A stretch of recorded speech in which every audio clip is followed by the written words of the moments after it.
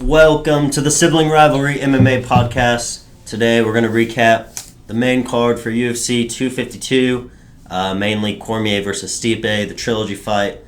It was a good night of fights overall. The DC-Stipe fight, unfortunately, Stipe won, even though I do like Stipe. I wanted DC to win it. The fight started off pretty exciting. First round, I thought DC edged it out. He got a takedown the only time he tried to wrestle, which we'll get back to that later, and he rocked Stipe. Second round, I thought DC was winning, and then Stipe hurt him at the end of the round. Third round, Stipe started to win the fight more, which is also where that big eye poke happened and tore DC's cornea. And then fourth and fifth round, I felt like Stipe just wasn't really trying to fight. He was just trying to coast, just holding DC against the cage. So those rounds were a little underwhelming for me. But overall, I had it 48-47 Stipe. Yeah, I mean, it was a good fight. I think Stipe clearly won. I think most people agree with that. I've seen a few people saying they thought DC won, but yeah, Stipe definitely had the better fight. DC hit so hard. Stipe can take a good shot. That first punch in the first fight that DC landed must have been so perfect because it looked like he was hitting him just as hard or harder, kind of in the same positions, and wasn't able to get it done. But yeah, Stipe was able to hold him up against the cage for those last two rounds or however long it was and get the decision. It seemed like DC was getting kind of tired. That eye poke definitely did something to him. What round was that? Was that really the second round? Third round? Yeah. But I think that was even after he already got hurt pretty bad. Yeah, I don't know. It sucked, obviously. I wanted Daniel to win. Lost a lot of money betting on these fights. Fighting's fucking stupid, and so is gambling. One thing, DC didn't wrestle, like I said. He said before the fight, bring your wrestling shoes and this stuff. And then in the post-fight interview, he said, the opportunities just weren't there. Stipe wasn't overextending like he did in the first round. I think DC maybe just doesn't have the cardio to wrestle because that's the most draining thing there is. And he hasn't wrestled at this weight. When he was in the Olympian, he never wrestled this weight. So it's a lot of weight to be carrying, plus his back issues. So as much as I say I wish he would have wrestled more, maybe he just couldn't. And I feel like he was just chasing that left underhook, right hook that he knocked him out with, which he landed it in the fight, over and over. But there were still times where in the boxing exchanges, I feel like he could have done a lot more, but he was getting hit because he was trying to clinch when he really didn't need to. The second fight, he didn't do that, and he outboxed Stipe. And this fight, he just felt like he was going for that big punch the whole time, or he'd just duck and throw a huge overhand right, which also probably is what wore him out. He wasn't just boxing, he was throwing power the whole time, which is not something you should do if you're trying to pace yourself. Yeah, everything he threw other than his jabs were really hard punches. And DC just moves so weird, when he fights. There's a lot of times I think I heard the commentators make some noise thinking that, DC got hit real hard, and I don't even think he got hit. He was just moving weird like he does. Nobody does that shit like he does. But, yeah, he didn't use his wrestling. It seems like, I don't know, all these Olympic wrestlers don't use their wrestling as much as I want them to, which is really frustrating. And hearing them talk about it and hearing other people talk about it after they fight, it seems like they just sort of wait for the perfect opportunity to get a takedown. They don't, it seems like they don't hardly try to set them up or just even go for a takedown and to where they have to work for it at all, even though they'll probably end up getting it, at least some of the time. I don't know, it's he just waits for the perfect opportunity or he's not going to try at all. Yeah, DC, he does wrestle a lot, but he hasn't recently. But, against Derek Lewis, he wrestled a lot. Anderson, he wrestled a lot. But outside of that, he hasn't really been wrestling. And then Yo Romero never wrestles. Cejudo did a lot against Mighty Mouse, but outside of that, he hasn't really used his wrestling either. So, yeah, most of the best wrestlers in MMA, are guys that aren't the high-level wrestlers, I guess. GSP was the best one. He wasn't a wrestler. And I guess really the only other guy I can think of that goes for takedowns all the time right now in MMA is Habib. He's really the only one. Pretty much everyone else doesn't really... I can't really think of anyone that just goes for takedowns back in the day, Josh Koscheck and John Fitch. That's not really a thing anymore. Yeah. But didn't work. Didn't work. But yeah, this makes Stipe the best of all time at heavyweight? I think so. Beating DC twice like that, yeah. And then DC, he's just going to go down as the second best heavyweight and the second best light heavyweight, which is pretty good considering it's John Jones and Kane, the only guys he ever lost to. Yeah, Stipe was just a little too big and a little too good. Like, he was just getting those underhooks and just being taller, and it's hard to get out from those underhooks. And he was just boxing a little bit better. But, yeah, I mean, it was a good fight. So I could see how people think DC won. I didn't think he did, but, like... I can't. The judges... Well, if you look at how the judges scored it, 2 of them gave him round 1, so he could have won round 1. One judge gave him round 4, so he could have won round 4. And one judge gave him round 5. I don't see how he could have won round 4. Round 4 was close. Not close enough, I don't think. I thought he were 1 and 5, and I thought 4 was very close. But I thought Stipe won 5 either. He won round 5. 2 judges gave him round 5. I don't know. But anyway, moving on. O'Malley. I was talking about DC retiring. I mean, that's it for him. Yeah, I mean, he had a great career. He needs to retire, though. He's getting old. But, I mean, I don't think that really played a factor. At least it didn't seem to me in the fight. I mean, he's old, but he looked great. I think he could beat anybody else other than Stipe. Yeah, pretty much. I mean, he can beat Stipe. Like, second fight, he should have won the second fight. Yeah. We shouldn't have even had to come to this third fight. That would have been nice. And, I mean, who knows, maybe if he didn't get eye pokes, like, he could have done better in the 4th and 5th. But... Yeah, it seemed like he was kind of getting done there, but I mean, I don't know, he still had really good moments after that. Yeah.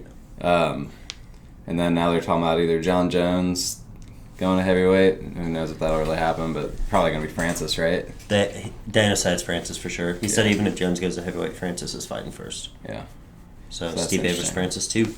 Yeah, I saw some people on Twitter saying, like, do people really think that Stipe can beat Francis again? And I was like, did you just watch this fight?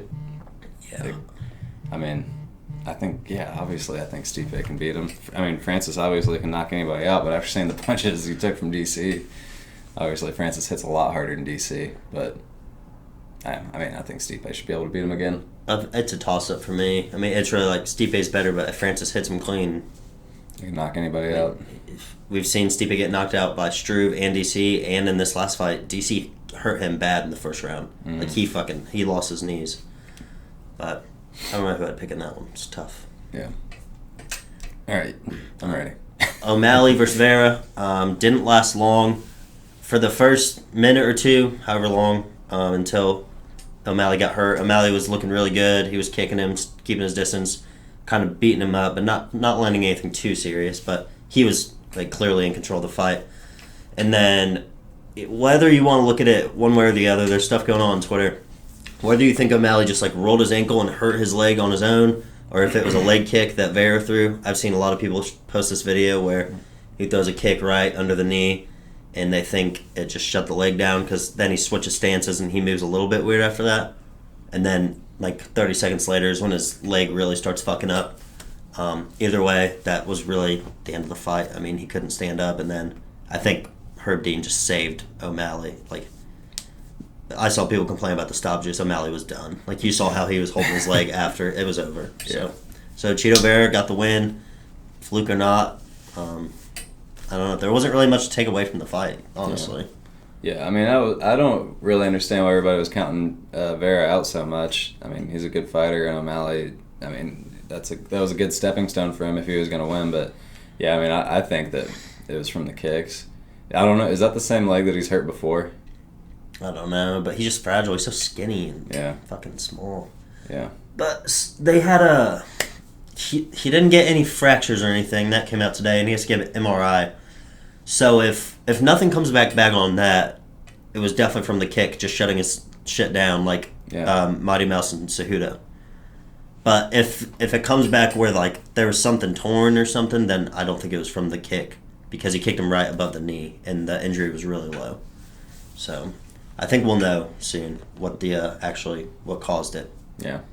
So yeah, I guess not really much to say about that. If it's just from the kick, he's just not very fucking tough. Because we've seen like Cejudo completely lost balance from that kick and was fine. Yeah, but O'Malley, that was crazy that he was able to bounce O'Malley laid down and held his leg like he broke his leg. So we'll have to see. We'll what it comes back to. Yeah, but if Cejudo got stopped there, he probably would have held it too. Maybe though, because I mean, it doesn't. If it was from the kick, it's not like an injury. It was just his nerves shut down, and like it's like your fucking legs asleep. Yeah. Like you just can't stand on it. Yeah, but if O'Malley would have won that, I was wanting to see him fight Merab, just to jump to that real quick. Mm-hmm. He looked real good against Dotson. Dotson, I don't know, man. I really like Dotson, but it seems like a lot of times he just kind of moves around. He didn't do anything. Do a lot. He didn't throw a single punch. That happens a lot with him now. Not always, but yeah, I think that guy's going to go really far in the division. Merab, I've been saying that since the Casey fight, because, I mean, he obviously really impressed me in that fight. And ever since then, yeah, he's just still keeps looking really good. I think they're gonna start pushing him here soon. He's like a little Habib. He just like is so relentless for the takedowns. His striking isn't bad. He moves really fucking weird and like jumping all over the place, yelling. But yeah, I mean he's good. I want to see him fight. I'd have to look at the rankings, but he needs a big step. I think top 10 now for him for sure. Yeah. And then JDS versus Rosenstrike. The whole fight, because I had money on Rosenstrike, the whole fight I was just yelling for Rosenstrike to throw one fucking punch. Because if you hit JDS, he's going out. Rosenstrike the whole first round would not throw a punch, refused to. So JDS looked good, won that round, landed a few overhand rights. Second round, it was more the same. Rosenstrike would not throw a punch. JDS was winning, just kind of hitting him, and then Rosenstrike finally threw a punch, knocked him out. That he had to hit him one time, and he finally did it. So I mean, Rosenstrike needs to be more active. Like when he fought Overeem, he didn't throw a lot until like the 5th round, and then he threw and he landed and he knocked him out. This fight, he lost a round against JDS and was losing the 2nd round, and he finally opened up and knocked him out. Like this dude's young, so he's probably gonna be able to take shots. Obviously not against Francis, but like he just needs to open up and throw his hands more. Like he could be way better than he is if he would do that. Yeah. And JDS is done. Yeah, he should retire. Yeah, Rosenstrike got hit by some pretty big punches from JDS too. Mm-hmm. But yeah, I think JDS should retire. I really like him a lot. Yeah, there he is. Yeah, he's like the coolest guy in the world. I don't think there's anybody, maybe in the world, that's more likable than that guy. He's so cool. Nice. But yeah, he should quit. Yeah, I mean, he's just like that's the thing. In his fights, he's looking good in his fights, and he just gets knocked out. Like he just cannot take a punch. It's kind of like Chuck Liddell back in the day. Like he was winning all those fights. Like he was beating Rich Franklin, he was beating Rashad Evans. Like then he just get hit and he'd get knocked out. So yeah, I'd like to see JDS hang it up. He's a legend. He's he may be a top 5 UFC heavyweight ever. He's up there. Yeah. So I'd like to see him hang it up. He's not going to get any big wins, I don't think, anytime soon. So, yeah. And then Rosenstrike, I would like to see him fight. Maybe him and Derek Lewis would be a good one. Yeah. Yeah, I mean that sounds perfect for me. That makes a lot of sense. Yeah. And then there was one more fight on the main card, but I don't care about it. It was Herbert Burns got beat. Yeah, he got crucifixed. Mm-hmm. He missed weight by a lot, and then he'd be winning the round, and then when he would get put on bottom, he was just fucked. Yeah, he was gassed. He was on top both rounds, and then would get reversed and would just get dominated. So he gassed real early. That guy who's fighting's really good though. He's got his last 4 fights are finishes, right? Something like that. Undefeated in the UFC. Yeah. So that guy's good. I'd keep an eye on him. But I thought Burns was going to win that for sure. He's a good striker, like his brother, black belt. So maybe that's something that we could see in Gilbert Burns too. Maybe he won't be very good on bottom too. So something for Usman to watch, and maybe you can learn something from his brother. It seemed to me like he was just gassed. It happened in the first round too, though. Yeah, I know. He must just be in terrible shape. He did miss weight, so yeah, he maybe had a bad training camp. Yeah, I'm sure. I mean, I'm surprised more people aren't having that problem with having to be quarantined, depending on where they're fighting out of. Yeah. So, just a quick recap on the card. You got anything else? That was the whole main card. No, I mean, there's fights this weekend, but we don't talk about those right now. Yeah, Frankie Edgar and Muniz. We may do a podcast for that. That card is awful. That one fight is worth looking at, but I don't know. Frankie. I hope he can get it done. Yeah, it's I think he's got a good chance. I think if he wins that fight, it puts him right in the top 4 title contention. So Frankie's always got a chance. If So- he loses, he should quit. yeah, for sure. So we'll probably do a show on that later this week. But follow us on Twitter at Rivalry MMA. Check us out on Apple, Spotify, Stitcher. Shout out Big Heads Media for putting us on all those platforms, and we will see you guys next time.